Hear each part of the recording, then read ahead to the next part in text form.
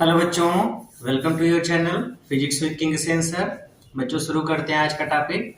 आज हम लोग शुरू करने वाले हैं सेकंड चैप्टर इलेक्ट्रोस्टैटिक यूनिट का। तो सबसे पहले पार्ट का नाम लिख लेते हैं। जो हम लोग का आज का चैप्टर है उसका नाम है electric flux and Gauss theorem.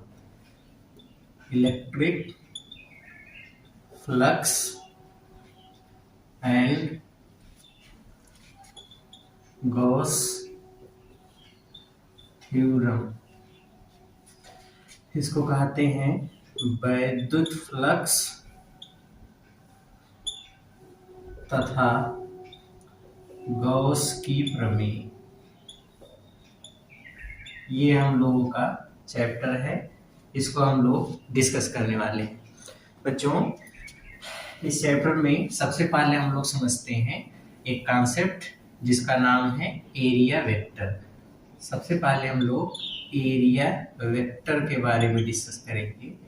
इसको हिंदी में कहते हैं क्षेत्रफल सदिश। इसके बारे में सबसे पहले हम लोग डिस्कस करेंगे। बच्चों, एरिया, सबसे पहले आप समझो क्षेत्रफल के बारे में। अभी तक हम लोगों का जो कॉन्सेप्ट रहा है उसमें हम लोग यही समझते थे कि एरिया जो होता है वो स्केलर क्वांटिटी होती है, बट एक्चुअल में ऐसा नहीं है। एरिया एक वेक्टर क्वांटिटी होती है, और ये जो वेक्टर होता है ये वास्तव में क्रॉस प्रोडक्ट होता है।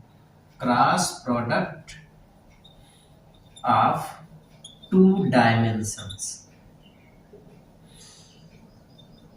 ये दो विमाओं का क्रॉस प्रोडक्ट होता है। एग्जाम्पल के लिए, जैसे अगर मैं एरिया निकाल रहा हूं, मान लो कि यहाँ पे हमने कोई कोऑर्डिनेट ले लिया, ये X axis, Y axis, Z axis, ये ओरिजिन है। यहाँ पे मान लिया मैंने कि एक कोई रेक्टेंगल ले लिया, ठीक है। इस रेक्टेंगल की ये मान लेते हैं, इसका नाम ए बी सी डी। अब अगर मैं इसका एरिया निकालूंगा तो एरिया वेक्टर ये बराबर होगा लंबाई गुणे चौड़ाई। अब ये वाली लेंथ इस डायरेक्शन वाली, तो इसको हम लोग लिखेंगे ए बी, और क्रॉस ये वाला इसको लिखेंगे बी सी। ये तो A B cross B C, इन दोनों का जो क्रॉस प्रोडक्ट होगा यही एरिया वेक्टर होगा, ठीक है। अब चूंकि वेक्टर क्वांटिटी है तो इसकी डायरेक्शन भी होगी, तो इसकी डायरेक्शन, एरिया की जो डायरेक्शन होती है, ये डायरेक्शन हमेशा plane containing two A B cross B C, दो सदिशों के क्रॉस प्रोडक्ट से जो प्लेन बनता है उस प्लेन के हमेशा परपेंडिकुलर होती है। अब जैसे यहाँ पे देखोगे तो ये एक्स वाई प्लेन में है, तो इसमें जो एरिया वेक्टर की डायरेक्शन होगी या तो जेड एक्सिस में इधर होगी, मतलब इधर बाहर की तरफ पॉजिटिव जेड एक्सिस, या फिर अंदर की तरफ होगी। तो दोनों में से किसी एक डायरेक्शन में जेड एक्सिस मतलब एरिया वेक्टर की डायरेक्शन होगी, या तो प्लस के या फिर माइनस के। भाई अब अगर हमने बोला कि प्लेन के परपेंडिकुलर, अगर मान लो ये प्लेन है तो इसके परपेंडिकुलर ये भी परपेंडिकुलर हुआ, बाहर की तरफ भी तो परपेंडिकुलर ही हुआ। और इसके अगर हम पीछे ले लें इस साइड, अब जैसे ये एरिया है तो ये भी परपेंडिकुलर है, ये भी परपेंडिकुलर, तो दोनों डायरेक्शन हो सकती है। या तो इधर वाली भी हम परपेंडिकुलर ले सकते हैं या इधर भी परपेंडिकुलर ले सकते हैं, परपेंडिकुलर होना चाहिए। एरिया वेक्टर की डायरेक्शन हमेशा प्लेन की, जो प्लेन हम लेते हैं उस प्लेन के परपेंडिकुलर आउटवर्ड होता है, ठीक है। Area vector is always perpendicular to the plane, तो ये होता है एरिया वेक्टर। क्लियर हुआ? ओके बच्चों, इसमें एक चीज ये देखिए, जैसे मान लो हमारे पास यहाँ पे सेम उसी तरीके का एक क्वेश्चन लेता हूं मैं। यहाँ पे मान लेते हैं इस बार ये एक्स एक्सिस, ये वाई और ये एक्स है। भाई हमारे हाथ में, हम किसी भी तरीके से कोऑर्डिनेट को बना सकते हैं। ओरिजिन ये तो रेफरेंस पॉइंट, हम किसी भी तरीके से रेफरेंस लाइन ले सकते हैं। मान लो यहाँ पे हमको एक सर्किल दिया गया है, ये यहाँ पे ये एक कोई सर्कुलर डिस्क है, इसकी रेडियस है r, और हमसे ये कहा दिया गया फाइंड एरिया, एरिया कितना होगा। तो अब एरिया वेक्टर क्वांटिटी है, जब हम इसका एरिया वेक्टर निकालेंगे तो देखिए ये जो सर्किल दिया गया ये किस प्लेन में दिया गया, तो आंसर है वाई जेड प्लेन में। किस प्लेन में है, वाई जेड प्लेन में। तो इस वाई जेड प्लेन के परपेंडिकुलर वाला प्लेन कौन सा होगा, वाई जेड ये वाला प्लेन है, एक्स एक्सिस इधर का मतलब ये ऐसे दिया गया है एक्स एक्सिस। अब इस वाले प्लेन के परपेंडिकुलर या तो इधर होगा या अंदर की तरफ होगा, तो इधर अगर हम लेते हैं तो या तो प्लस एक्स एक्सिस या तो माइनस एक्स एक्सिस। तो इसका जब एरिया निकालेंगे तो इसका एरिया होगा, area is equals pi are square, circle का एरिया पाई आर स्क्वायर, और इसकी डायरेक्शन निकालोगे तो आई कैप, या तो ऐसे भी लिखा जा सकता है pi are square into minus i cap, दोनों सही। प्लस आई कैप मतलब बाहर की तरफ वाला, माइनस आई कैप मतलब अंदर की तरफ वाला। याद रखो इस बार हमने एक्स एक्सिस को बाहर वाली डायरेक्शन में माना है, ये वाली डायरेक्शन एक्स एक्सिस की। तो इस तरीके से एरिया निकालेंगे। क्लियर हुआ? ओके। तो बच्चों क्षेत्रफल सदिश, एरिया वेक्टर क्षेत्रफल सदिश का मतलब होता है कि किसी तल के अभिलंबवत खींची गई वह रेखा जो तल से बाहर की ओर होता है। जैसे मान लो कि एरिया वेक्टर की डायरेक्शन हमको किधर किधर लेनी है, इसको समझो बच्चों। प्लेन के अकॉर्डिंग मान लो हम लोग दो तरीके के प्लेन जानते हैं, एक 2 डायमेंशनल 2D प्लेन और एक होता है 3D प्लेन। अब जो 2D प्लेन होता है, 2D प्लेन में क्षेत्रफल सदिश की दिशा तल के अभिलंबवत होनी चाहिए, वो किसी भी दिशा में हो सकती है। 2D प्लेन में एरिया वेक्टर की डायरेक्शन प्लेन के परपेंडिकुलर आउटवर्ड होती है, अब वो किसी भी डायरेक्शन में हो सकती है बट प्लेन के परपेंडिकुलर। फॉर एग्जांपल जैसे मैंने यहाँ पर अगर एक रेक्टेंगल लिया, ये एक रेक्टेंगल है, ये इसकी लेंथ है L और इसकी विड्थ है B। अब अगर इसका एरिया पूछा जाए तो इसका एरिया वेक्टर देखो बच्चों, या तो ये वाला होगा इस डायरेक्शन में, ये प्लेन है तो इसके परपेंडिकुलर ये वाला हो सकता है, या इसके इधर वाला भी हो सकता है। तो इसकी एरिया वेक्टर की डायरेक्शन ये भी हो सकती है, दोनों सही है। या अगर मैं यहाँ पे कोई मान लो कि एक अगर ऐसे सर्किल को या सर्कुलर डिस्क ले लिया तो इसका एरिया वेक्टर ये भी हो सकता है और ये वाला भी हो सकता है। तो प्लेन के परपेंडिकुलर दोनों डायरेक्शन इसमें हो सकती है। बट याद रखो कि जब भी हम लोग इलेक्ट्रिक फ्लक्स का कैलकुलेशन करेंगे तो हमेशा एरिया वेक्टर को उस डायरेक्शन में लेंगे जिस डायरेक्शन में इलेक्ट्रिक फील्ड दी गई हो। इलेक्ट्रिक फील्ड जिस डायरेक्शन में रहेगी उसी डायरेक्शन में हम लोग एरिया वेक्टर को कंसीडर करेंगे। ओके। लेकिन बच्चों जो 3 डायमेंशनल प्लेन होता है, 3 डायमेंशनल प्लेन में एरिया वेक्टर को हमेशा केवल आउटवर्ड बाहर की तरफ की ही दिशा को लेना है, उसमें केवल एक डायरेक्शन होगी एरिया वेक्टर की, दोनों डायरेक्शन नहीं अलाउड है। एग्जांपल के लिए जैसे अगर मैं बोलूं कि मेरे पास एक कोई ये सिलेंडर है, ये मेरे पास ये कोई सिलेंडर है, ये अब इस सिलेंडर में एरिया वेक्टर की डायरेक्शन, अब अगर यहां पे देखा जाए तो इस वाले सरफेस की एरिया वेक्टर निकालोगे तो इसकी ये डायरेक्शन इसके परपेंडिकुलर ये एरिया वेक्टर होगा। अंदर वाली डायरेक्शन ये वाली डायरेक्शन ये नॉट अलाउड, ये नहीं ली जाएगी, केवल बाहर की तरफ। वैसे इस वाले सरफेस का एरिया वेक्टर निकालोगे तो ये इस डायरेक्शन में होगा, इधर नीचे वाली नहीं अलाउड है। एक कर्व्ड सरफेस भी बनेगी, भाई सिलेंडर है, बेलन है। अब बेलन जैसे इसी मार्कर का ये वाला हिस्सा देखो, ये बेलनाकार है, तो ये जो वक्र वाला हिस्सा है, ये जो कर्व वाला पोर्शन है, इसके भी परपेंडिकुलर तो हम वेक्टर बना सकते हैं। तो इसका वेक्टर ये वाला होगा, ये इसके परपेंडिकुलर। तो एरिया के परपेंडिकुलर आउटवर्ड, केवल आउटवर्ड वाली डायरेक्शन ही ली जाएगी। ठीक है। ऐसे ही अगर मैं मान लो कि एक क्यूब लेता हूं, जैसे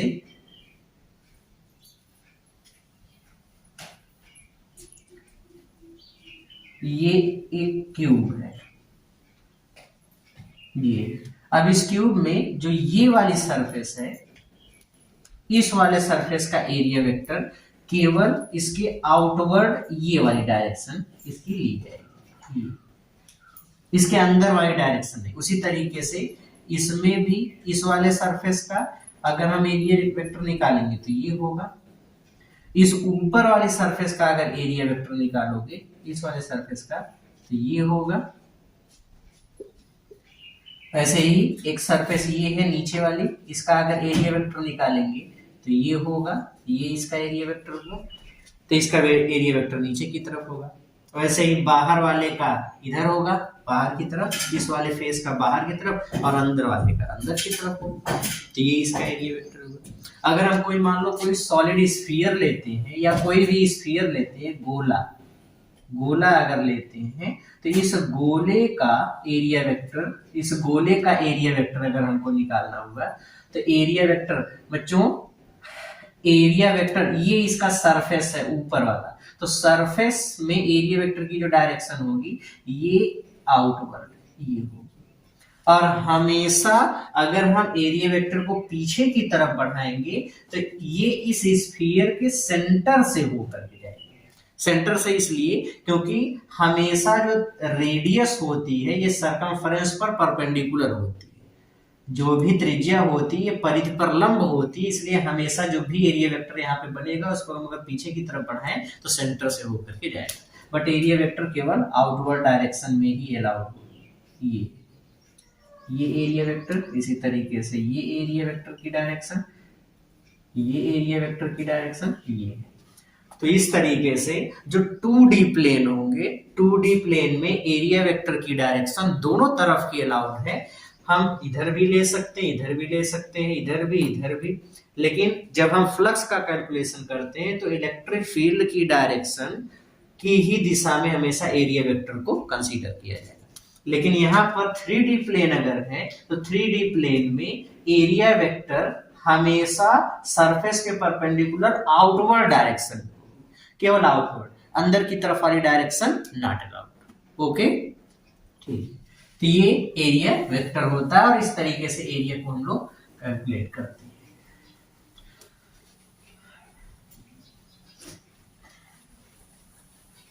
अब आते हैं बच्चों, एकदम अच्छी सी टॉपिक शुरू करते हैं जिसका नाम है इलेक्ट्रिक फ्लक्स। अब समझते हैं वैद्युत फ्लक्स क्या है। वैद्युत फ्लक्स, इलेक्ट्रिक फ्लक्स, ये इलेक्ट्रिक फ्लक्स क्या होता है बच्चों? सबसे पहले फ्लक्स का मतलब समझो। फ्लक्स का मतलब होता है नंबर। फ्लक्स का मतलब क्या होता है? नंबर। नंबर का मतलब है संख्या, और संख्या बच्चों ये एक स्केलर, क्योंकि मैग्नीट्यूड है इसलिए स्केलर क्वांटिटी है। ओके, तो इसका मतलब वैद्युत फ्लक्स जो होगा ये हमारा स्केलर क्वांटिटी होगा। ऐसी क्वांटिटी होगी स्केलर क्वांटिटी ये। अच्छा, इलेक्ट्रिक फ्लक्स, फ्लक्स का मतलब नंबर, और नंबर मतलब संख्या, कितनी मात्रा में, कितनी संख्या में, इसका ये फ्लक्स का मतलब होता है। वैद्युत फ्लक्स क्या होता है? वैद्युत फ्लक्स होता है कि किसी वैद्युत क्षेत्र में स्थित, पहले मैं डेफिनेशन लिख रहा हूं, इस डेफिनेशन को अच्छे से लर्न कर लीजिएगा, ध्यान से देखो। किसी वैद्युत क्षेत्र में स्थित किसी काल्पनिक पृष्ठ के अभिलंबवत गुजरने वाली वैद्युत बल रेखाओं की संख्या, वैद्युत बल रेखाओं की संख्या को वैद्युत फ्लक्स कहते हैं, वैद्युत फ्लक्स कहते हैं। ये इसमें दो चीज पर, दो वर्ड पे आपको फोकस करना, एक परपेंडिकुलर और दूसरा गुजरने वाली वैद्युत बल रेखाओं की संख्या। ये दो चीजों पर आपको फोकस करना है।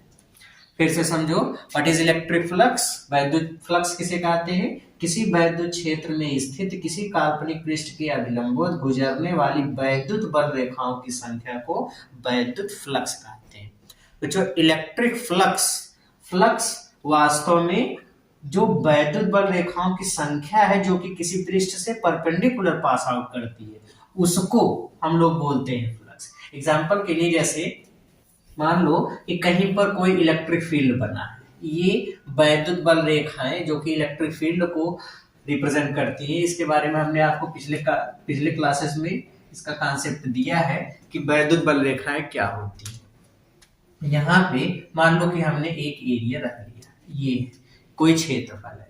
अब किसी सरफेस के परपेंडिकुलर, किसी सरफेस के परपेंडिकुलर, ये एक सरफेस है, इस सरफेस के परपेंडिकुलर ये, अब इस सरफेस से होकर के इसके परपेंडिकुलर जितनी वैद्युत बल रेखाएं गुजरेंगी, जैसे यहाँ पे वैद्युत बल रेखाएं जो गुजर रही हैं, 1 2 3 4 5, 5 वैद्युत बल रेखाएं गुजर रही हैं, तो हम लोग बोलेंगे फ्लक्स। फ्लक्स का symbol phi E, phi E कितना है? 5। तो बच्चों फ्लक्स क्या होता है? फ्लक्स किसी तल से होकर गुजरने वाली वैद्युत बल रेखाओं की संख्या होती है जो कि उस तल के अभिलंबवत गुजरे। एक एग्जांपल लेते हैं, जैसे मान लो कि ये कोई सरफेस है और यहाँ पे ये वैद्युत बल रेखाएं इस तरीके से जा रही है।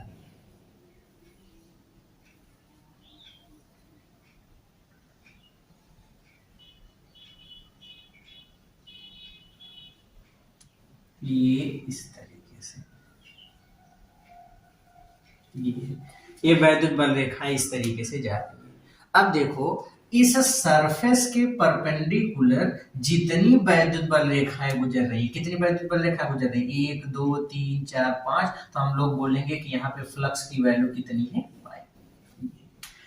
सरफेस के परपेंडिकुलर जितनी वैद्युत बल रेखाएं गुजरेंगी, उसी वैद्युत बल रेखाओं की संख्या को ही बोलेंगे वैद्युत फ्लक्स। याद रखो, फ्लक्स में वैद्युत बल रेखाएं उस सरफेस को, जैसे ये सरफेस है तो इस सरफेस को चीरती हुई, इसको छेदती हुई जानी चाहिए। ऐसा नहीं कि इसको ऐसे स्पर्श करती हुई निकल जाए। अगर स्पर्श करते हुए निकल रही है फिर वो वैद्युत बल रेखाओं की संख्या को वो फ्लक्स नहीं होगा, वो फ्लक्स नहीं बनाएगा। जैसे ये सरफेस है, इस सरफेस पे अगर ये वैद्युत बल रेखा ऐसे इसको स्पर्श करते हुए निकल रही है, ऐसे निकल रही है, इसके टेंजेंशियल ऐसे स्पर्श करते हुए, अगर स्पर्श करते हुए निकल रही है, फिर ये फ्लक्स नहीं बनाएगा। फ्लक्स कौन बनाएगा? जो इस सरफेस के परपेंडिकुलर ऐसे जाए और इसको छेदते हुए निकल जाए। अगर ऐसे इसको छेदते हुए निकल जाएगी तो वो क्या बनाएगा? फ्लक्स। क्लियर होगा? तो फ्लक्स हमेशा वो वैद्युत बल रेखाएं बनाएंगी जो सरफेस के अभिलंबवत परपेंडिकुलर गुजरती है, वही फ्लक्स बनाएगी, अदरवाइज कोई फ्लक्स नहीं बनाएगी। ठीक है? अब बच्चों यहां से हम लोगों को एक चीज ये समझ में आ रही है कि फ्लक्स की वैल्यू दो चीजों पर डिपेंड करती है, या फ्लक्स का मान दो बातों पर डिपेंड करता है। कौन कौन सी दो बातें? अब उसको भी समझ लेते हैं। तो इन दो बातों में देखो, पहली चीज कि अगर वैद्युत बल रेखाओं की संख्या बढ़ानी, तो वैद्युत बल रेखाओं की संख्या बढ़ने पर क्या चीज बढ़ जाता है? Intensity of electric field. भाई हमने आपको वैद्युत बल रेखाओं के कॉन्सेप्ट में बताया है कि अगर वैद्युत बल रेखाएं पास पास होती है तो इसका मतलब इलेक्ट्रिक फील्ड कैसा है? स्ट्रांग है। और अगर वैद्युत बल रेखाएं दूर दूर होती है मतलब वैद्युत क्षेत्र कैसा है? Weak, electric field weak. तो अगर हमने कहा कि फ्लक्स का मान बढ़ाना है तो फ्लक्स का मान कब बढ़ेगा? जब वैद्युत बल रेखाएं पास पास होंगी। ऐसे अगर वैद्युत बल रेखाएं पास पास हो गई तो हम बोलेंगे कि हाँ फ्लक्स का मान बढ़ गया, ये फ्लक्स की वैल्यू बढ़ गई।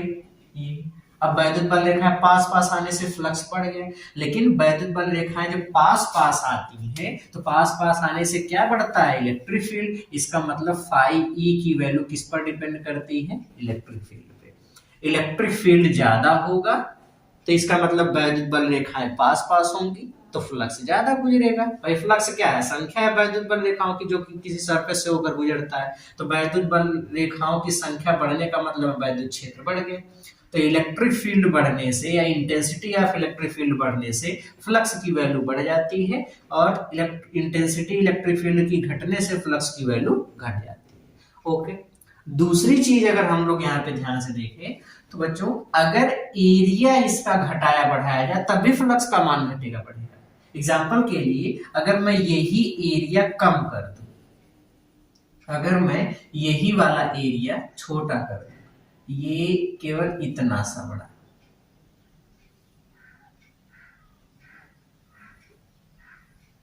ये ऐसे, अगर मैं यही एरिया इसका छोटा कर दूं तो इस एरिया से देखो कितना फ्लक्स गुजरेगा, कम। इस एरिया से, ये छोटा एरिया हो गया तो फ्लक्स भी कम गुजरेगा। 1 2 3 4 5 5 ही वैद्युत बल रेखा गुजर रही है। वहीं पर मैंने एक दूसरा एरिया ले लिया, ये अब इस एरिया से होकर गुजरने वाले इस बड़े वाले से कितना कितना वैद्युत फ्लक्स गुजरेगा, इस वाले से देखो, बड़े वाले से, तो बड़े वाले से बहुत सी वैद्युत बल रेखाएं गुजर गई, तो बहुत ज्यादा गुजर गई तो मतलब फ्लक्स की वैल्यू बढ़ गई। तो इसका मतलब अगर हम एरिया बढ़ा दें तो भाई ज्यादा से ज्यादा वैद्युत बल रेखाएं गुजरेंगी, और ज्यादा से ज्यादा वैद्युत बल रेखाएं गुजरेंगी तो फ्लक्स ज्यादा होगा। इसका मतलब कि फ्लक्स की वैल्यू एरिया पर भी डिपेंड करता है। तो फाई ई की वैल्यू किस पर डिपेंड करता है, एरिया। और हमको पता area area is vector quantity, अभी हम लोगों ने पढ़ा है। तो एरिया वेक्टर क्वांटिटी होती है। तो फाई ई इलेक्ट्रिक फील्ड पर डिपेंड करता है, फाई ई एरिया वेक्टर पर डिपेंड करता है, और फाई ई खुद एक स्केलर क्वांटिटी है। ये भी एक नई समस्या है। अब अगर हम फ्लक्स का फार्मूला लिखें तो फ्लक्स होता है बच्चों फाई ई बराबर E dot A. Electric field और एरिया वेक्टर के डॉट प्रोडक्ट को ही हम लोग बोलते हैं इलेक्ट्रिक फ्लक्स, ये होता है। तो फाई ई बराबर ई डॉट ए होता है।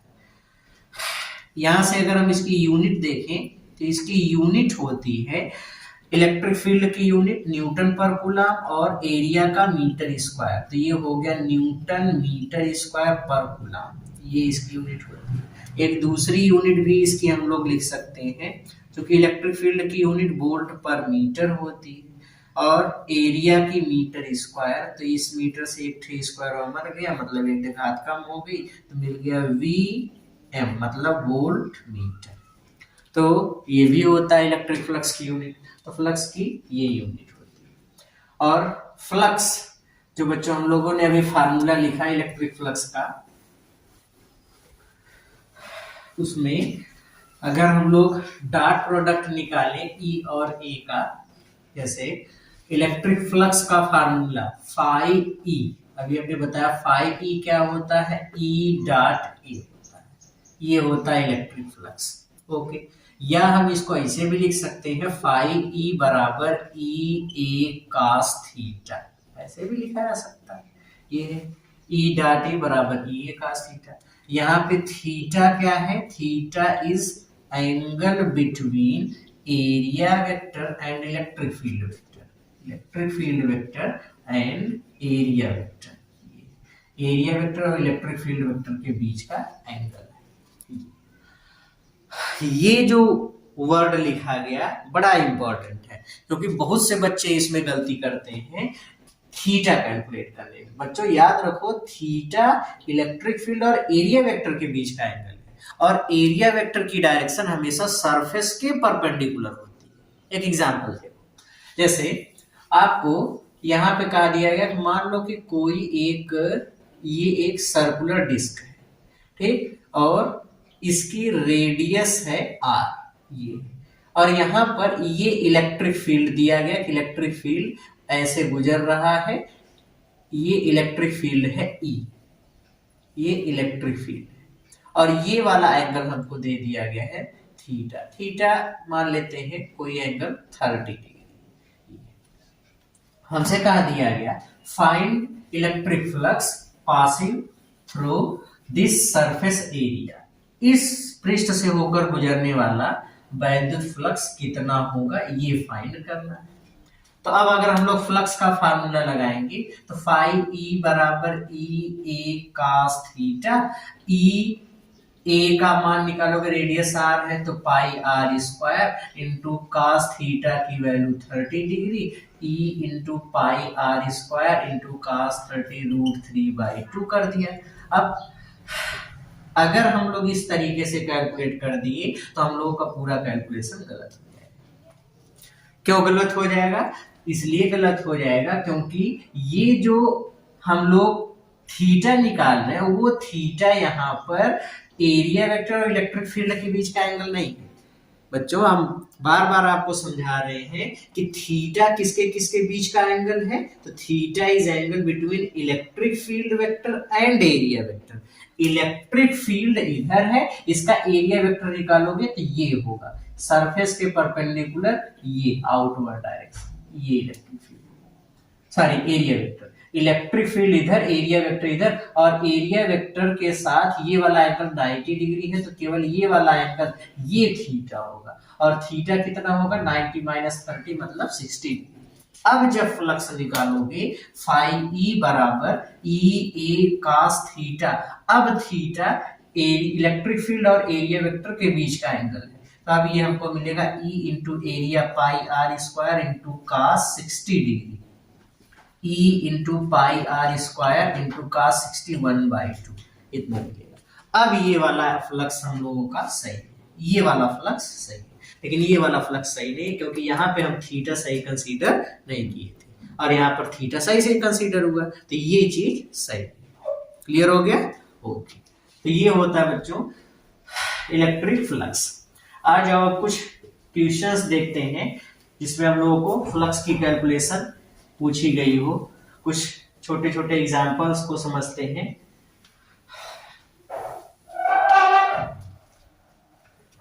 पहला क्वेश्चन लेते हैं, question number 1।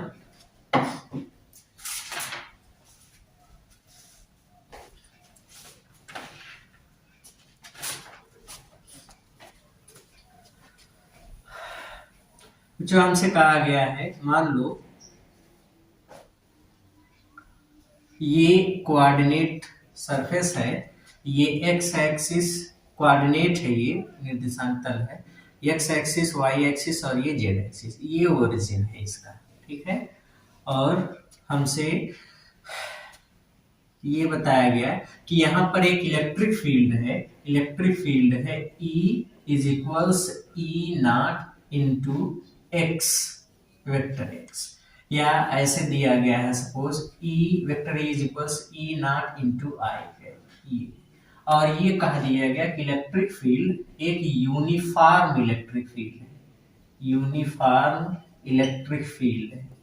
Uniform electric field का मतलब कि इलेक्ट्रिक फील्ड हर जगह एक समान है, हर जगह इलेक्ट्रिक फील्ड एक समान है, ये इस तरीके से ये एक इलेक्ट्रिक फील्ड दिया गया है। इस इलेक्ट्रिक फील्ड में यहां से कुछ डिस्टेंस पर यहां पे हमको एक कोई क्यूब दिया गया है, यहाँ पे कोई क्यूब दे दिया गया है,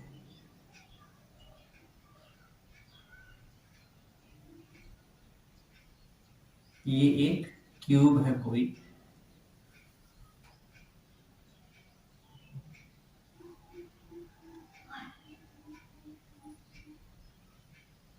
ये इस क्यूब में अब देखिए हमसे ये पूछा गया कि ये एक क्यूब है, इस क्यूब से होकर गुजरने वाले कुल वैद्युत फ्लक्स की गणना कीजिए, और वैद्युत बल रेखाएं ऐसे गुजर रही। हमसे कहा दिया गया find net electric flux passing through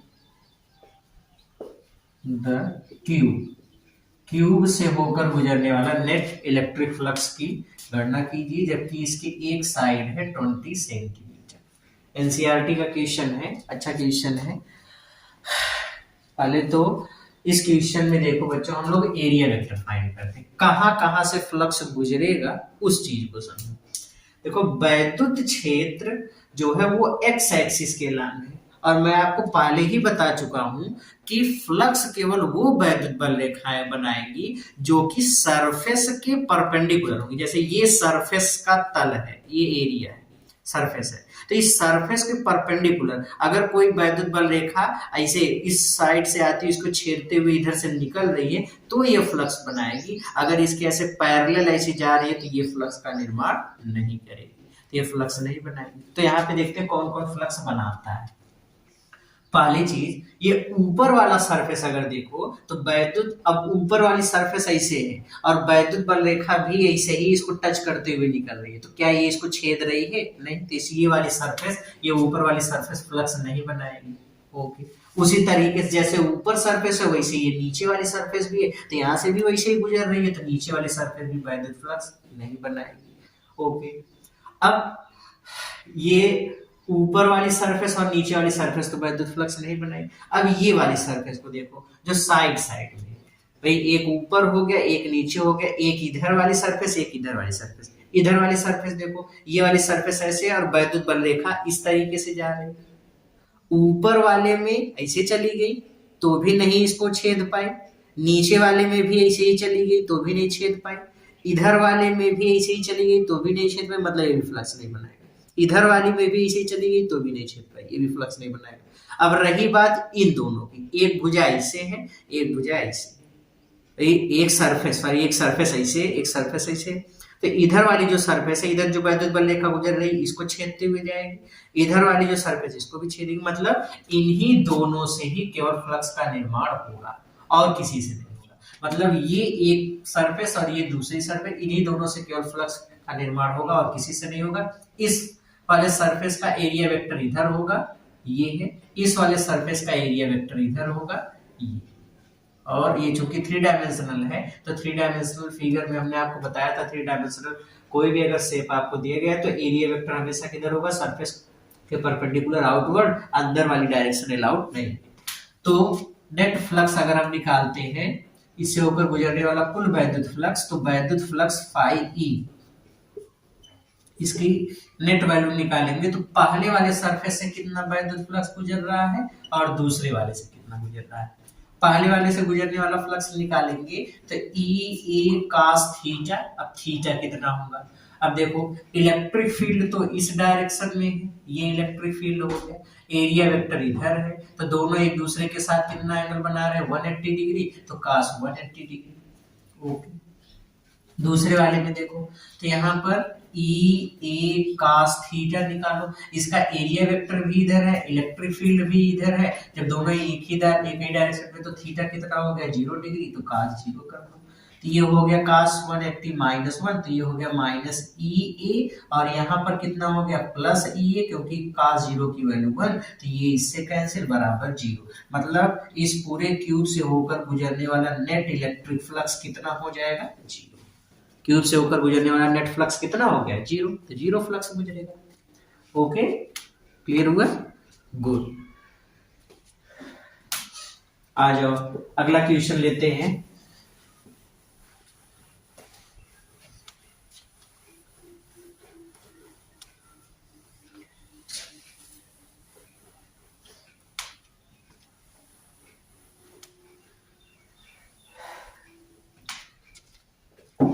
ये वाला क्वेश्चन बच्चों नीट का क्वेश्चन है,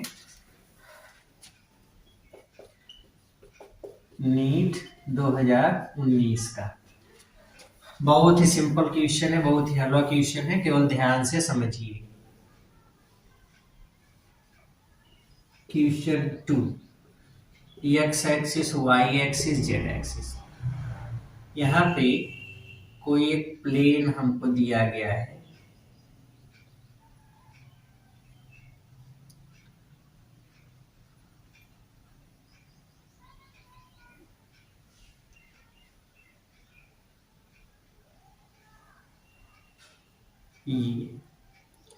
ये हमको एक कोई प्लेन इस तरीके से दिया गया है। और इस प्लेन के ये जो सिरे हैं इसके कोऑर्डिनेट हमको दिए, इसका कोऑर्डिनेट 0 0 0, इसका कोऑर्डिनेट है ये एक्स एक्सिस है, तो इसका कोऑर्डिनेट निकालेंगे। इसका कोऑर्डिनेट दिया गया है a comma 0 comma a comma 0 comma 0। Okay, इसका कोऑर्डिनेट अगर निकालेंगे तो इसका कोऑर्डिनेट हमको दिया गया है, इसका कोऑर्डिनेट है a कामा 0 और इसका कोऑर्डिनेट है हमको दिया गया है a कामा e। ये हमको कोऑर्डिनेट इस तरीके से दिए गए और हमसे कहा दिया गया कि फाइंड एरिया, इसका एरिया कितना होगा, बस खाली एरिया पूछा, फ्लक्स नहीं पूछा है। एरिया इसका कितना होगा, तो बच्चों हमने एरिया निकालने का तरीका आपको बताया था। अब देखो, अगर इसकी में यहां से यहां तक की डिस्टेंस ए है, यहां से यहां तक की डिस्टेंस ए है, और ये वाली डिस्टेंस भी, अगर सब डिस्टेंस ए है तो इसका मतलब ये एक स्क्वायर है।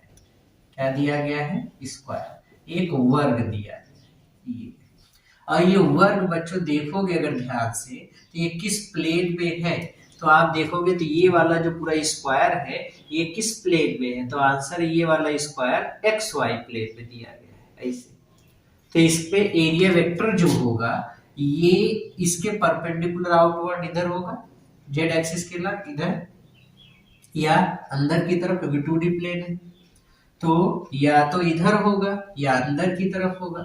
तो अगर इसका एरिया वेक्टर निकालोगे तो एरिया वेक्टर ए किसके बराबर होगा, एरिया, अब चूंकि स्क्वायर है तो स्क्वायर का, अब एक साइड ए है तो ये हो गया ए स्क्वायर इंटू, अब इसकी डायरेक्शन देखोगे तो या तो इधर होगा बाहर की तरफ या तो अंदर की तरफ होगा, तो बाहर की तरफ वाली जेड एक्सिस के लाइन मतलब ठीक है, तो ये इसका आंसर होगा। ये भी हो सकता है, या वेक्टर ए बराबर ए स्क्वायर इंटू माइनस के है, ये भी हो सकता है। दोनों आंसर सही है, ठीक है। ओके, तो इस तरीके से क्वेश्चन को सॉल्व करना है। अगला क्वेश्चन लेते हैं, क्वेश्चन नंबर 3।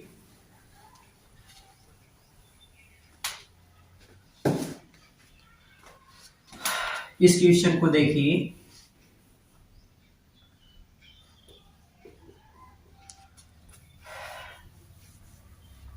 देखो बच्चों, हमसे ये कहा दिया गया है, मान लो कि कोई एक रेक्टेंगल दिया गया है, ये एक रेक्टेंगल है, ठीक है। इस रेक्टेंगल की जो लेंथ है ये है 20 सेंटीमीटर और इसकी विड्थ जो है 10 सेंटीमीटर है। ये इसका एरिया वेक्टर है। एक इलेक्ट्रिक फील्ड ये इस तरीके से दिया गया है E, एक यूनिफॉर्म इलेक्ट्रिक फील्ड है और ये है 10 न्यूटन पर कूलम का। और हमको ये वाला एंगल जो कि एरिया वेक्टर और इलेक्ट्रिक फील्ड के बीच में है, ये वाला एंगल दिया गया है 60 डिग्री। और हमसे कहा दिया गया find electric flux passing through this surface, इस सरफेस से होकर गुजरने वाला इलेक्ट्रिक फ्लक्स की गणना, ये हमसे पूछा गया। तो बहुत ही सिंपल सवाल है बच्चों, इसमें हमको सब कुछ दे दिया गया, कुछ हमको अलग से कैलकुलेट करने की जरूरत ही नहीं है।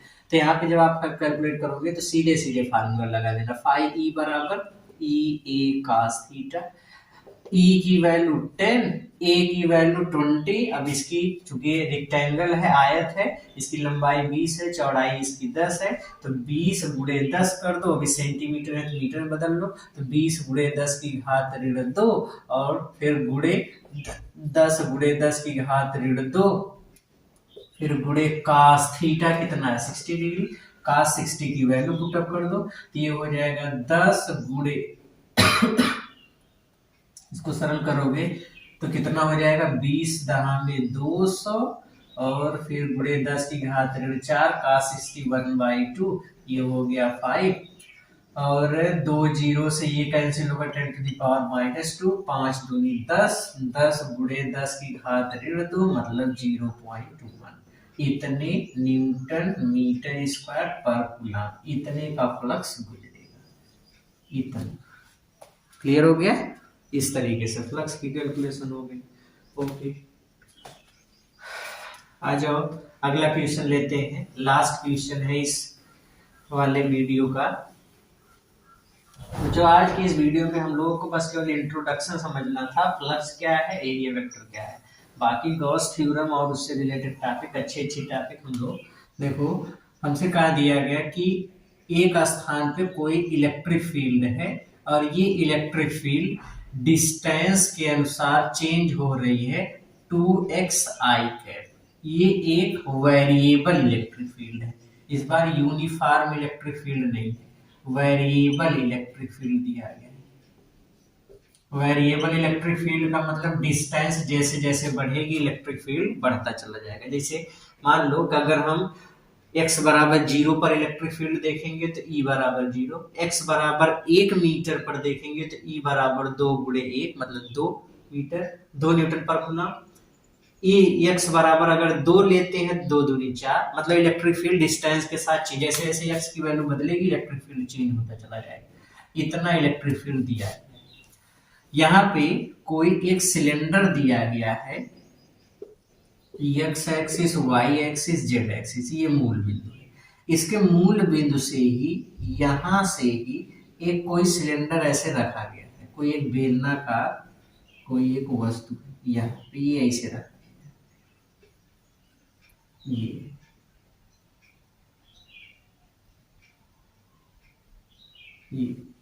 ये इसका मूल बिंदु है 0, 0,0, और इलेक्ट्रिक फील्ड चूंकि आई कैप दिया गया है मतलब इस डायरेक्शन में इलेक्ट्रिक फील्ड होगी।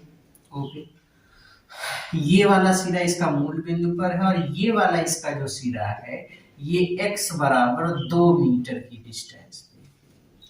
अब हमसे कहा दिया गया find net phi E passing through the cylinder. Cylinder से होकर गुजरने वाला नेट वैद्युत फ्लक्स की गणना करना है। तो सिलेंडर से होकर कितना वैद्युत फ्लक्स गुजरेगा बच्चों? सिलेंडर में पहले हम टोटल सरफेस देख लें, कितना सरफेस होगा। तो एक सरफेस यहां से कहां से फ्लक्स गुजरेगा पहले उसको सोचो।